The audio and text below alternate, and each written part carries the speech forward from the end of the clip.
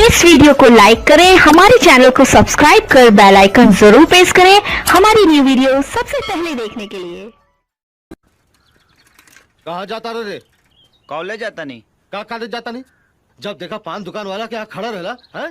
अरे पढ़ाई लिखाई छोड़ और हमरा संगे खेत में काम कर। बहुत काम बा खेत में। वो खेत में काम। तू तो बहुत बड़ा लाट साहब बनबे ना रे। हर साल फेल होला। चल चुपचाप खेत में। बाबूजी अब की पास होके दिखाई तू देख लिया। एगो बात बतावा, तू रोज का हमारे के कहला खेत में काम करे के हो? एगो हमार बात गांठ मान लो, हम कहियो जीवन में खेत में काम ना करब। ते तो बहुत बड़ा कलेक्टर बनबे ना रे। तेज लड़का हफ्ते में चिना जाला। आज बहुत बढ़िया हक कैल बनी। अरे ए राम के भाई, ये जरा किसनवा के जेब वेब चेक कइल करा। ये गुटका सुटका तो नहीं के खा? हर समय पान दुकान पर खड़ा रहला। अच्छा ठीक बा। जगर हुआ हाउ सामने वाला दुकानिया देखा था रे? हाँ देखा था नहीं जा। हाउ ऊपर का माला देखा था रे? हाँ देखा था नहीं जा। हाउ दरवाजा देखा था रे? हाँ देखा था नहीं जा। दरवाजा तो बंद बा। अरे अरे तो हम 3 तक गिनती गिनब और दरवाजा खुली पट से। का बात कर रहा था? देखा तमाशा? 1 2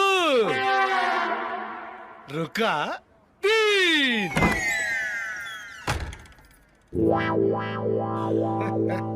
अरे वाह बनवारी, दरवाजा तो सही में खुल गया यार। तब अब देखिए आसन, चंदा आई, बाल झटकारी और सीधा हमारा तरफ देखी। हाँ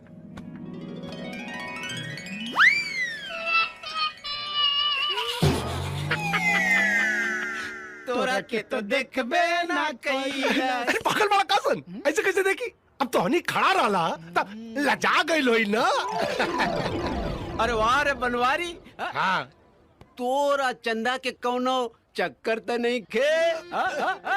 अब इनमें कौनो पूछे वाला बात बा का है? अरे वाह गुरु, है पूरा गांव जवार के लइकन जेकरा पीछे बाड़ा सहन है उ तोरा पीछे लागल बिया का। अरे तो बनवारी चीज ऐसा बाड़े रे। और आ गई ससुरा सनी के 7.5।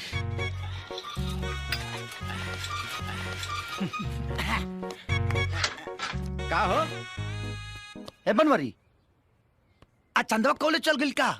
हमरा से का पूछा तारे रे? हम ओकर चौकीदार बानी का? अरे तो तोरा दुकान के एगो कर मकान बा, अते ओकरा के रोज आवत जात देखेली। ए सब पूछते नहीं तो भड़कत का बड़े रे?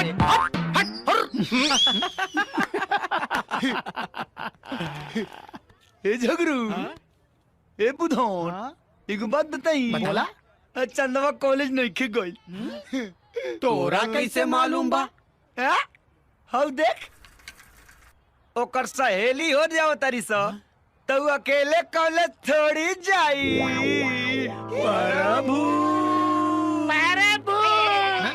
अबे हमें कौन बर्बाद बबे?